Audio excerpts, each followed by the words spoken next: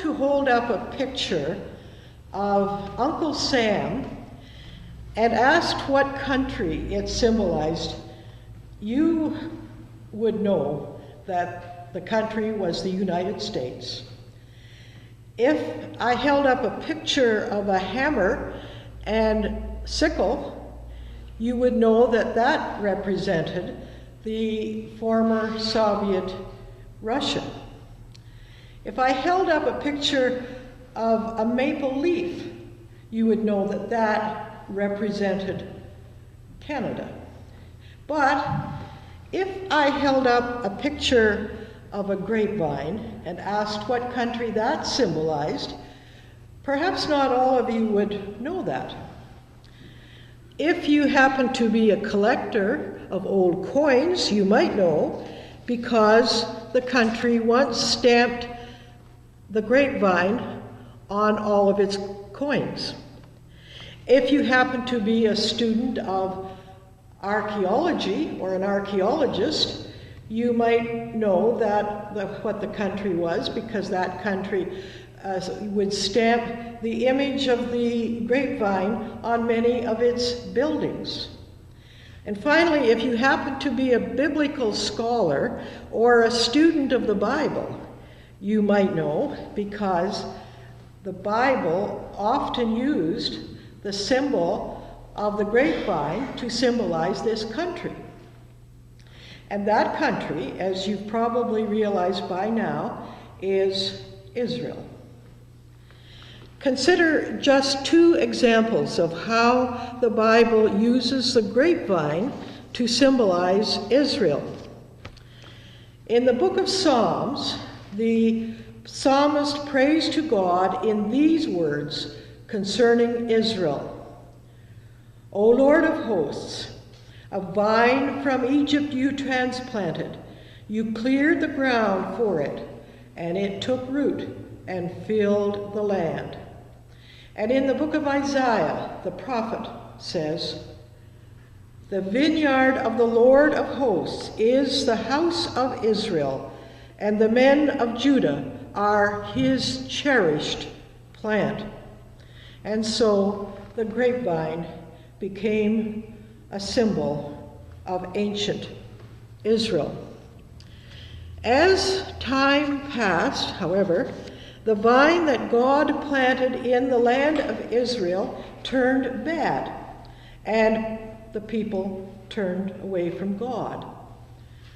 This caused God to say of Israel through the prophet Isaiah, why, when I looked for the crop of grapes, did it bring forth wild grapes?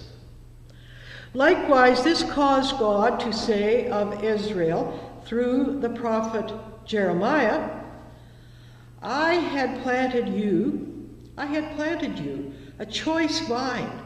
How could you turn out obnoxious, a spurious vine?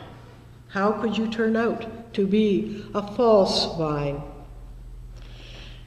So it's against this background that we must read Jesus' words in today's gospel lesson. I am the true vine, you are the branches. Whoever remains in me and I in him will bear much fruit. Concretely, what is Jesus saying to the people of his time through the vine passage? He's saying this. He's saying, I am the new vine, the true vine that God has planted in the vineyard of Israel. If you unite yourself to me, you will bear the fruit that God intended you to bear when you were chosen to be God's special people. Concretely, what is Jesus saying to us in modern times through this passage? He is saying this: if you are to become the person that God intended you to be, you must remain united to me. If you do not remain united to me, your life will end in spiritual tragedy. Let me illustrate by a concrete example of what Jesus is saying to us. There's a story about two friends who grew up together. They were inseparable. When you saw one of them, you saw the other one. Everyone liked them both. What no one realized, however, was that one had a strong character, while the other had a weak character. As long as they were together, the one with the weak character was all right. After high school, the two friends went to different colleges. It was only a matter of time before the weaker friend fell into temptation and made a wreck of his life. His family despaired and lost hope for him.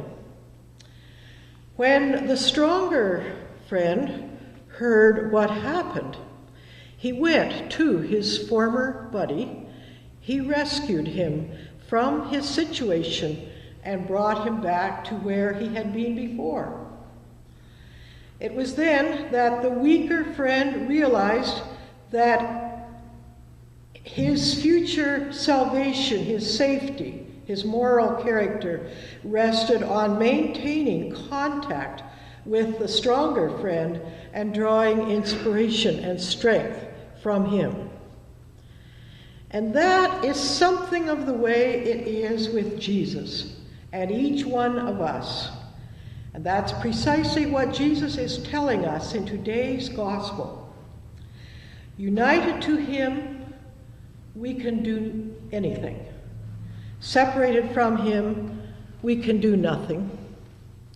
And so today's gospel tells us two important things. First, it is telling us that Jesus is the true vine, the new vine that God has planted in Israel, the vineyard of Israel. And second, it is telling us that only by uniting ourselves with Jesus will we bear fruit and grow into the persons that God made us to become. Let's close with a story that illustrates this final point in a clear, dramatic way. There's a movie called Shadow of the Hawk. In it is a young couple and an Indian guide. They're making their way up a mountainside, fleeing from evil people. At one point, the young woman slumps to the ground and says, "I can't take another step." The young man lifts her to her feet and he says, "But darling, we must go on. We have no other choice." She shakes her head. She says, I can't go on, I can't." And then the Indian guide says to the young man, "Hold her close to your heart. Let your strength and your courage flow out of your body into hers." The young man does this, and in a few minutes, the woman smiles and says, "Now I can do it. Now I can do it. I can go on now." This is the same kind of role that Jesus plays in our own lives. He wants to share with us not only his own strength and his own courage, but even his very life.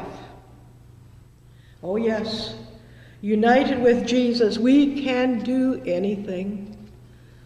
Separated from him, we can do nothing. Amen.